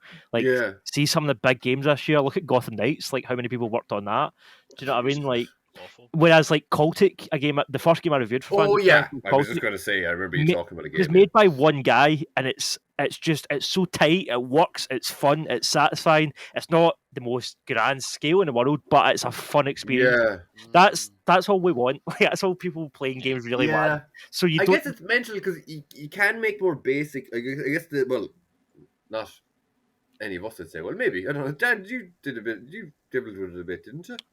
What, making a game? Yeah, I mean, it was a plan I had once upon a time, and we kind of had. You ever looked into the actual what I'm saying is like the technology is kind of there. Not like obviously not for fucking to make a AAA game, but making like a game is something that just engages you and you enjoy. Really, at the end of the day, that can be on different levels. Like it doesn't need to have all this complex fucking shit to it. No. Like I'm playing the PS2 game. Like what's the picked up X-Men Legends there. I still fucking love that game. And like it's fucking. Oh, hold on. I don't know if I get to show this off properly. So many big companies overthink it with like all their online stuff, microtransactions. Like EA is a big one for it, obviously, and I mean there's loads of them. Activision does it. It's like we don't need all that shit. Just make something that's fun and satisfying. That's all we really want. Maybe I did show this off on my the New York episode that I didn't do any work on that we're supposed to release at some point. Yeah, this is what I got from So I bought these games just before I went to America. Just before I went to New York. Which maybe I technically haven't actually talked about on the podcast because we did a New York episode and whatever. But I just bought X-Men Legends 1 and 2 to play when I came back, and then I just found that hoodie in a fucking vintage clothes store. Like I don't even think that's a merch hoodie. So like that's something that's really the thing the thing you can buy. I tweeted it to the game's director. He's like, I don't even fucking have that. You could. Well, didn't say it exactly like that. That's kind of the vibe. He's like, I don't even have one of them. But yeah. So what was that? Yeah, but them games are. Shit. So Like 2000, I think. Yes, that's a 22-year-old game. Technology now has come to a place where one person can make something closer to one of the old style games. Yeah, and like most of the games are still fucking great. It's become more accessible to develop a game, definitely. Yeah. And I've Resi 2 and Resi 3 on PS1. Nice. 2 seconds. Yeah, so speaking of games old and new, while Jerd shows his memory card, we're going to move on to the topic. I didn't know you can play PS1. You can play PS1 with on a PS2 with a PS1. Oh yeah, but you need the old memory card. You need the old memory card, Yes, the Game Awards took place. We got a bunch of announcements for upcoming games. So many. There's a lot of trailers. Have you being released? Isn't there? Did you guys watch it sort of the day after? Was there anything that really stood out to you, or should we just go through the kind of major announcements and give opinions as we go? I think I might have seen one trailer somewhere, and I think was there some film thing last week? Because a lot of film trailers came out last weekend. Was that it? I don't know. I think it was. It's that kind of vibe where you just see trailers, like the Guardians 3 trailer popped up, and a couple of things just popped up. You're like, what's on? We're getting these. Well, I think I seen some game trailer, but I can't remember what it was. So the only thing that stood out for me was Al Pacino. I was shocked. Yeah, he was there. Yeah. Hideo Kojima. They always have. They always have celebrities there. They must make a fortune just by that one night. Thingy was there. Leah Sado, because she's in Kojima's game, which we'll get to. Oh, the one thing I was going to say I don't know if I was started to say it before recording, but just some fucking Egypt online, where there's a still of who voiced Joel in The Last of Us. Troy Baker. Troy Baker. Yeah. And didn't he do Iron Man in the Avengers game? Yeah, I don't know he's just like the guy they bring in. I think he's the bad guy in Miles too, but like people are just saying this is very uninteresting. Yes. Elon Musk character even. Yeah. That Avengers game. No, I haven't played it in about a year, but just because I switched, I haven't bothered getting it for the PS5, and I don't think they're actually releasing any more story missions, or they're releasing really basic ones. They just released Winter Soldier first, but to a certain point, that was a game where people think it's absolute shit, but I still enjoyed it because I get to play as those characters. But someone posted a picture of a still of Troy Baker from The Last of Us, and like, he's this scrawny, he's a pretty scrawny guy, like with a beard and a hat, whatever. And some guy was like, "Oh, he should have just played Joel. He looks just like him." It's like, what the fuck are you on about, you idiot? Sorry, yeah. So they were at it too, and yeah. The Last of Us was there. They announced that Part 1, which is the remake of Last of Us, is coming to PC in March of 2023. In terms of that's fucking big. Yeah, that's one of the last. I guess Uncharted is the next thing to go there, but I mean, the remake was a total cash grab in my opinion, but it's beside the point. But PlayStation exclusives, like that's pretty much showing us that they're just going to put everything out there, and maybe even in quicker time. Yeah, I guess. We also got a trailer. Talk about DC stuff. We got a trailer for Suicide Squad: Kill the Justice League with Batman in it, played by Kevin Conroy. Yeah, I think that didn't seem like it was from the game. They just took that from some. I think it was like it might be like a side mission or something that it looks like, or something like that. But the I Am Vengeance thing. That sounded like it's from like he's a time he said it on like fucking at a Comic-Con or something. It sounded like it was from the game, like kind of thing. No, I think that might have been just that. But I booked tickets to go see. I booked a ticket as a single man. I booked a ticket to go see Mask of the Phantasm, but I just didn't go because I wasn't arsed. Oh, how dare you book it? I seen it in the last while. I hadn't slept great. I just finished work. I was like, and I got held up or whatever. So it's like, fuck it, I'm not going. Sure. I should have really, but I don't. But that's like the Rocksteady. That's at least it's one of their biggest games coming out for the like. I think their last game was Arkham Knight, wasn't it? Arkham Knight. I think it was. Yeah, Rocksteady. What was it called? Game Awards. Game Awards. So so the Game Awards, the big announcements were Last of Us PC Horizon Forbidden West got a DLC called Burning Shores. Suicide Squad Killed the Justice League, and Star Wars Jedi Survivor. We also got news of what Ken Levine's working on, the Bioshock guy. He's making a game called Judas. We got a trailer for a new Hellboy game, which looks amazing. Legit. Is it just it's not? No, it doesn't show any gameplay, does it? Yeah. Well, I don't know. No, I thought it was just like cell shaded kind of cinematic thing. We also got a game called Crime Boss, which looks kind of like GTA, and then Death Stranding 2. City. So that was a kind of. I didn't cop that it was a Death Stranding 2. I just googled their trailers and they were like the biggest announcements. My main kind of takeaway was I thought it was a pretty good showing overall. I did think we would get. I thought we were going to get a double barrel of Kojima announcements. I thought the show would be bookended. I thought the first thing we would get to open the show would be Death Stranding 2, and the end would be. I thought it would end with Overdose, which is the survival horror game that Kojima's working on with Elle Fanning and Margaret Qualley. But we never got anything about Overdose. I think probably E3 we'll see that. So that's what it's called. Yeah, well, a code name. It's a code name. I reckon it will be called that, but that's what it's been referred to at the minute.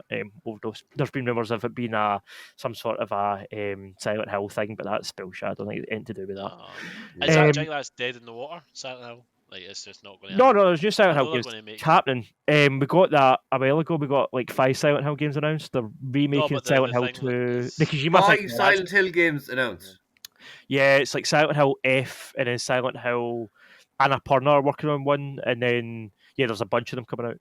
There's loads of them, and then Silent Hill 2 remake, and I think I don't know. Was it you saying that, or I was talking to my nephew about it because he's obsessed with Silent Hill 2. But Silent Hill TOO.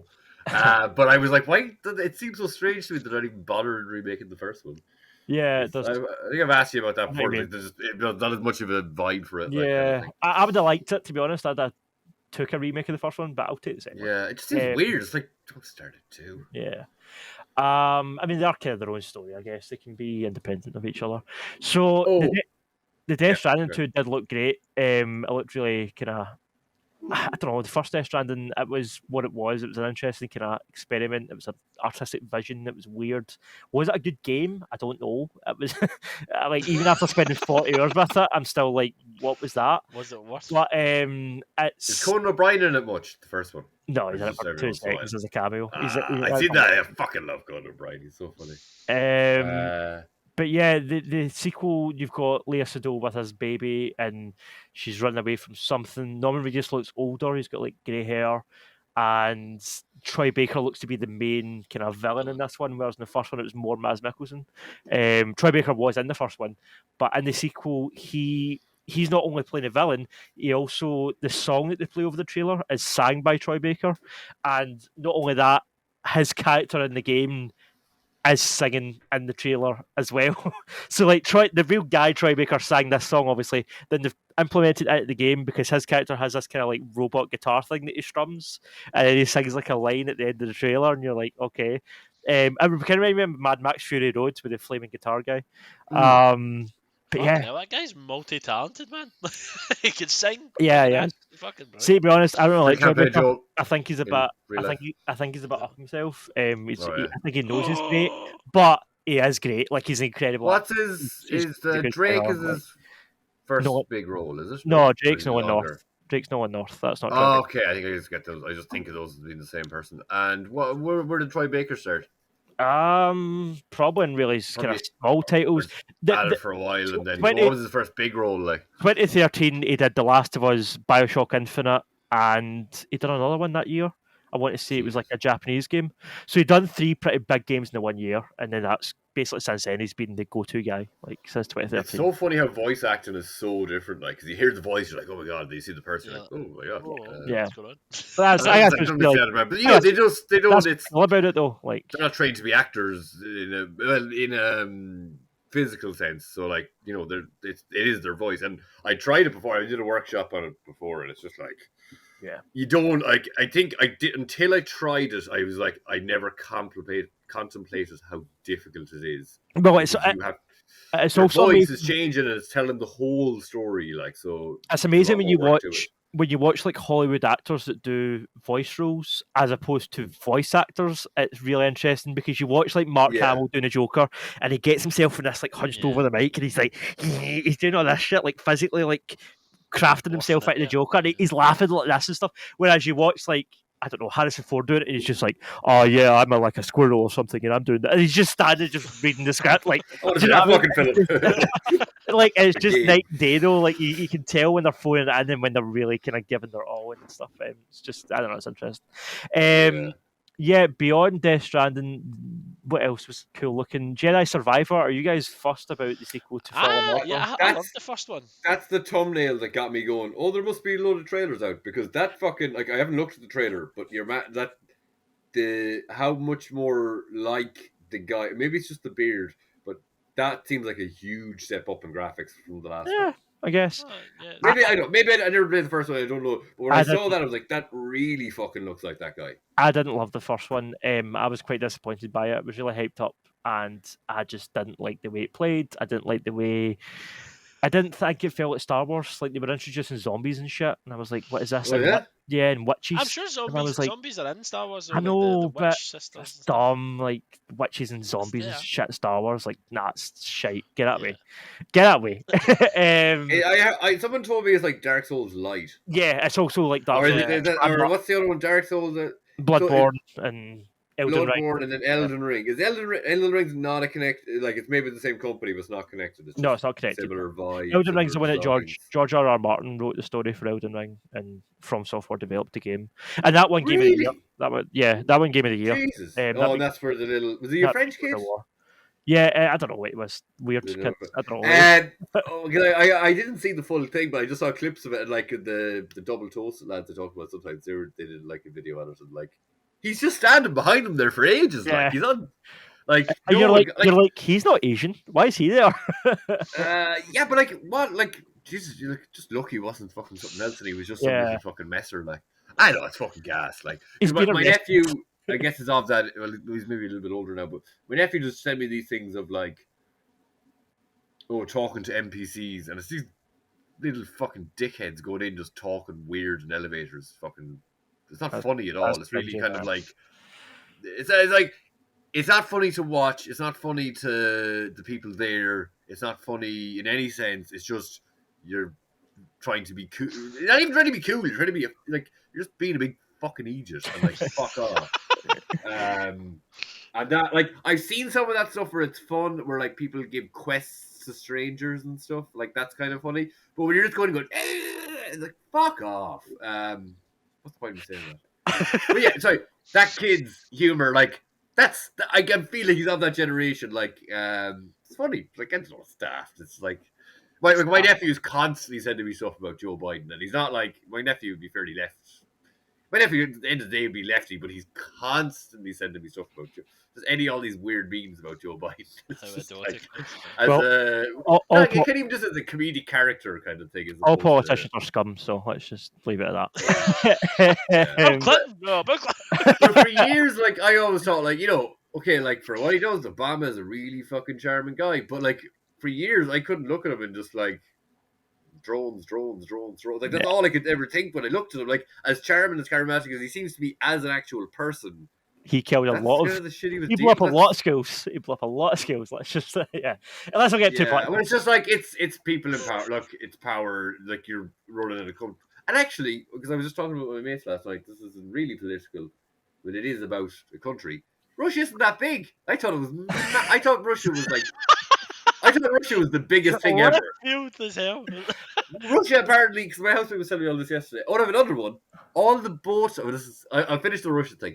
But my mate was like, Google the real world map, because the real world map, I think it's like the Peters map or something. It shows the countries at their actual sizes. I always thought fucking Russia was like 4 times, like, or at least 1 and a bit times the size of all the Americas. It's like it's not. It's only a little bit bigger. It's about. Maybe a bit and a half bigger than Canada. Like it's tiny. It's propaganda. And America is a bigger population. Russia's very low population. So this is the facts now that I'm learning. Apparently my housemate told me. I don't know if it's like I didn't Google it, but my housemate works in that. He works for Pfizer now. He says all the Botox Jesus. in the world comes from my home county. Wow. No. It's all produced there. It's a company called AVVB or something. Whatever. I just thought that was very strange. I'm like, surely someone else makes it, but no, apparently not. Anyway, the Game That's Awards. all. Games, yeah. Sorry. Botox is the real game of life. The Hellboy game. Cheat codes. What did we think of the Hellboy game? Because that looks pretty cool. I like the love it. Make Me I Know just art saw style. I literally only saw like an outline of something with green eyes and like a werewolf outline. I didn't see anything. They've I made. hope it is good as what it looks like. I mean, I think it will be like kind of the cartoon play. It must be. Like, it's not going to be cinematic. No, I think it was cel shaded the whole way through. I think it'll be cool. 100% in that style. I think that it's cool because we've had a few Hellboy games before which have been mediocre at best. So the fact that we're getting one that actually faithfully looks like the comic. Chris, you mentioned that it's a bit annoying it's not Ron Perlman. I agree. I love Ron Perlman. I would like to see him do it, but this isn't the movie version. This is the comic version. So therefore, it's not really his version of the character. So, and you said it's Lance Reddick that's doing it, which I'm absolutely okay with because I think Lance Reddick. He's voicing him. Yeah, he's good Hellboy, and he's fucking incredible. boss. So. He's a boss. 100%. I'm buying up for that. I think that'll be cool. So I think that was the biggest surprise to me with Hellboy. Because other than that, it was like I said. We briefly mentioned Bioshock Infinite earlier, which is the last thing that Ken Levine worked on, as far as we know. So the fact that he's working on a game called Judas is interesting. I think a lot of people were expecting another. Well, we know there is another Bioshock game coming. I think a lot of people, even though he said he wasn't working on it, a lot of people have kind of been like, "Oh, that's Bioshock." Obviously, is. Apparently, it's not, because apparently, not unless he's just maybe a consultant on that. And Judas is really what he's the creative director of. I want to see more Bioshock because I'm a Bioshock fan, but we'll see how it goes. There was a big leak last year that kind of gave us quite a lot of the information on Bioshock, so I'm surprised we didn't see it here. We'll probably see that again at E3. A lot of the stuff that you kind of expected to see here that wasn't here will probably be announced at E3, like Splinter Cell, Metal Gear Solid Remake, Overdose, and the one we just mentioned there, the Bioshock game. They'll probably all be E3, I would assume. But yeah, I mean, it was a pretty solid lineup. I enjoyed this show because I was saying this to Chris before. Because I'm covering games now and stuff for FandomWire.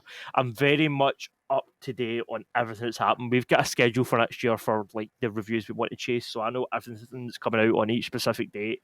There's not that many surprises left. So see to tune into this to see like a Hellboy game that looks legit like the comic books that I knew nothing about. That's the kind of shit that I tune in for. Do you know what I mean? I'm like, yes, give me more of this. Like Star Wars Jedi Survivor, sure, but I knew it was coming. I didn't really love the first game, so I don't really care. Do we know who's like? I guess I assume we do. Who's actually behind the Hellboy game? That's a good question. I don't actually know that off the top of my head. Yeah, my nephew actually just did send me something there the last day about Lance. He's what's it called? Critical Role. My nephew is obsessed with it. It's like a Dungeons and Dragons. I think it was a podcast. Now it's a cartoon, right? Or a TV show. But Lance Reddick, Henry Winkler, and Cheech, maybe from Cheech and Chong have been added to that cast. So when he said Lance Reddick, I was like, oh, that's who it is. But no, I've never heard of the team behind the Hellboy game. It's a developer called Upstream Arcade, and the publisher's Good Shepherd Entertainment. So no idea who they are. Well, they're good. They say they're good in their titles. So although there is, and they go upstream, so they can do challenges. So I just opened the Steam page. I don't know. It sounds pretty fucking good to me. The Steam page to pre-order the game I've opened to get the developer's name, and the screenshots on this page look incredible. Like it looks legit like screenshots for the comic book. So okay, I need to see that. Because I think it was even on my Insta. And I was. I'll send you the Steam link. With images. So, was there anything else you kind of seen that like hyped you up? Was like, I didn't expect this. I'm going to get this. I'm going to buy this. I'm going to, I didn't watch like the stream or anything. I just saw a couple of things come up on my feed. I didn't really watch any of the trailers either, to be honest. The Batman one, maybe. The Cyberpunk was quite an interesting. Idris Elba. Idris Elba is coming in as a DLC. Is that a sequel or DLC? Oh, DLC. Yeah, I saw that. So I'm seeing like things that. Yeah, that's interesting. Listen, I assume you talked about Callisto Protocol. Yeah, we done that last week. You weren't too bothered on it, were you? I gave it a 10.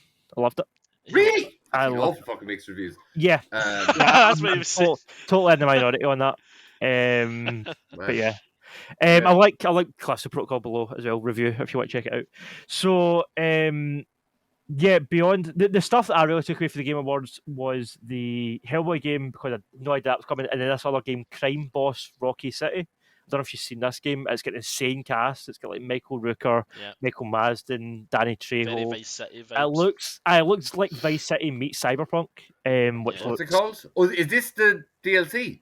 No. This is its own game. What's it called? Crime Boss Rocky City, but it's Rocky ROCKAY City. It's a very long title. Yeah. Did one of you send the meme of Tony Soprano and Gods of War? Yeah, I sent that earlier. Yeah, that's great. So that's game of the year for me. The Crime Boss looked cool because the Cyberpunk DLC for me, I love Idris Elba. I always take more Idris Elba. I'll watch him in anything. But the fact that they've just thrown another celebrity in that game kind of feels like they're being like, no one likes your game, but here's another popular celebrity. Maybe they'll like it now. Like, Keanu didn't do it. So let's throw in Idris Elba. It just feels a bit. Yeah, I don't know. Like if he's a good act, like if he's a good. Oh yeah, I'm not saying it's Idris' fault. Like I said, I love Idris. I'll take more Idris any day. But it just feels, from a development perspective, it feels like they're kind of covering up the fact that their game's mediocre by throwing in another big name. But did they not upgrade it? Like they're not kind of so like it's serviceable. Apparently, it's a lot better. Service doesn't sound great. Yeah. I think that is the word. I think it is a lot better than it was, but it's still serviceable. It's not as mind-blowing experience like we were. I started it. I think I bought it. Because I buying the physical Resi 2 and 3. I got Resi 1 remake and some version of Resident Evil 4, the PS4 remaster or something. But I must go back to it or something. But some of my friends seem to like it. Like when I was getting back into game and I was like, I want like a Blade Runner game, which it's not exactly, but it's kind of along those lines, the same way. I think I gather, even though I think I bought the whole collection of the Deus Ex Machina, but I just didn't. One of them seemed like if I give it a bit more time, we could get into it. They are very much. They're more Blade Runner than Cyberpunk is. I'd say that 100%. Yeah, maybe, yeah. But just even that kind of like, I want to shoot a slightly augmented gun. I don't know. And future stuff. Yeah, I don't know. Like, yeah, my brain is always circling between sci-fi and. But yeah, it's just. I think there's always that element of a future game where you're like, these fucking laser guns have no feeling to them at all. And yeah. Which maybe isn't always the case, because I thought that about Warframe, then I saw my other nephew playing it a bit more. I was like, actually, that fucking machine gun sounds like it has a bit of a kick to it. And, one thing I never copped, because I've only mostly just been playing Spider-Man PS4 and probably other PS4 games. The fucking, the haptic feedback on the PS5 controller? Yeah. I think I've only experienced that on the Miles game. All the right. only game because I was like, oh yeah, there is that little bit more. Because I remember you mentioned it before. It's like fucking grand. Like I didn't think there was anything to it, but I think it's the first PS5 game I've actually played. In Blacktail and in Horizon Zero Dawn, when you've got a bow, when you press the left trigger, it's really like it gets tighter as you pull it back because the tension. So yeah, it's cool. Wow. Sorry, the fucking analog stick gets tighter. No, the left trigger, the L2 button. It actually gets harder to pull. Yeah. No. Like at first, when you first put your finger on it, it kind of moves easy, but then the closer you pull it back because of the bow's getting tighter, the button has more resistance to it. It's cool. That's yeah. It's like, you sure you're not just it's not a bit harder for you? The only other kind of observation I've got for the Game Awards was, see that Suicide Squad game, I just feel like every time you see it, I feel like it's kind of sabotaging its own release. Like, I'm sick of seeing trailers, just put the game out. Yeah. Do you know what I mean? I'm sick of seeing Boomerang and Harley and whatever. I'm just like, just drop the game. Like, I don't know. It's been delayed, so whatever. I guess that's not the market team's fault, but it just seems like I'm sick of seeing it. And like, the more I see it, the more I don't care. Like, I know it's Rocksteady. DC don't care. As you said, Chris, it's one of the first things they did. Well, it's the first thing they did since Arkham Knight, other than the Arkham VR thing. Which was no great. I liked Arkham VR. I liked it. Yeah. Well, they're fair. Like, I think look, I obviously just anytime I see a lot of aggressively DC, which a lot of DC stuff, like the costume, like even in the Injustice games, like everything is so fucking over the top. Yeah, and even like looking at that clip there from the Batman thing, it's like the Flash. He's got fucking flash things on his head. He's all he's like, fuck off. If that was Marvel, Joe, like I guess Yeah, it's just I'm a simple guy. I like Marvel and I hate DC. But I guess it's Rockstar and they're good. Rocksteady. So like I think maybe the lads, the Gotham Knights might have just I don't know, made it look extra a bit shit and yeah. I don't know. So give them a bit of time. But yeah, just like I guess they could just mute down their like that seems to be with a lot of DC stuff. Or maybe more, yeah. Maybe look, I'm not reading the comics, so like I'm silly to be talking about like hate. I don't really. I watch so little stuff of like even Black Adam. I'm like, well, I'm not arsed. No. Yeah. Games, huh? I don't. Great way to end it. Yeah, because I think that kind of sums it up. I don't really know if I've got much else to say about the Game Awards. I think overall it was a fairly strong showing. Like I said, it was exciting to see some things that I didn't know anything about, but there's a lot that they haven't. That's clearly happening that haven't been shown yet. We've still to see a lot of the real long-term effects of Xbox and Bethesda's partnership. I still don't think we've felt the full effects of that. Oh, yeah. That would so kind of use Skyrim thingy, is it or? Well, they're working on Starfield, which is a space thing, but which will come out. This will be delayed. I'll come out next year, but I don't think it'll be in the later half of next year when it was supposed to. It was supposed to be this year. It was supposed to be November this year. November, yeah. Anyway, what was I going to say? I did. No, it's not really necessarily Games Awards related, but technically because I think she was there. Alana Pierce, just on YouTube the last day, and I seen other people commenting below. Like the comments I saw was from 2 years below. Like YouTube just randomly showing me what Alana's room looks like in 2013, but it's just like she's like I think it's maybe when she's starting YouTubing, and she's like I think maybe living. I don't know. Like she seems like in her early 20s. And she's like, oh yeah, this is my little toy collection. It's like just, but now she like fucking writes for fucking what's it, God of War and stuff, isn't it? She's a game like she works in game development now. Alana Pierce, Charlotte's art, really. No, does she not? Girl. I thought she worked for like a Japanese company. Does she not? It's not like Pokemon. She's writing for. I was certain she had some work to do when she worked on the God of War Ragnarok. Maybe I don't think she's getting to God of War. I may be wrong. I may be wrong. Way wrong. But it was just funny to see her like just as a very young fan who did a bit of YouTubing, and now she's like fucking right there in the industry and stuff. Like it was I liked her when she was at IGN, but I've not really followed her since, to be honest, since she left IGN. I don't know. I think when I first look, she's attractive. That's why I took notice of her first. I wasn't a big gamer, so I was like, she's really hot. But then there was a thing where there was like teenage boys like threatening to fucking let's say R word and like abusive messages, and she like found their mothers on Facebook and messaged them. I was like, that's pretty fucking cool. You're spot on, by the way, Jerd. She did work with Sony Santa Monica on God of War Ragnarok. Now it was I who am the game man, games master. All right, yes, just follow her because she's not. But but it was just a funny little video to see of like where she's gone, just to see a nerd going to succeed to the higher, how to do really well at being a nerd. It's cool. Who would have thought it? Yeah, she just seems. I just kind of follow her because I know she's interested and like she's fairly like she had. So what you're saying is, Jerd, there's hope for me. Yeah, I just need to get more attractive. Is that what you're saying? Yeah. Right. Okay. I'll try my best. I'll start today. But she did. She had like it was like a 4 people on. It was her, Jake Baldino, and I think they must do. I think they're just like people who work in the game kind of review industry and they meet up. I never seen the 2 of them on a video before, but it was her, Jake Baldino, and 2 other lads who I don't know. And Jake Baldino was like, "Yeah, Roller Drome was like in my top 3." I think I was messaging you about this in the chat. Another fella was like, "Yeah, I'd say it's one of my top 5 games of the year." And Alana had like, I fucking messaged Roll 7 to like. Just like she wasn't like complaining, she was like, I'm finding this really hard, and they like sent her kind of essentially like a how-to video, and she's like, I felt really embarrassed, but or whatever. Like it was just very funny. But like, yeah, she seems to be like, as far as it comes to like game analysis and like the like Mr. Sunday movies for comic book movies, she's like right up there. She does a podcast with like Mark Bernardin, who's works with the guy who does the podcast with Kevin Smith, and he's now writing on that Captain America World War II Black Black Panther Panther game. game, So yeah. it's just like it's I think I don't really like.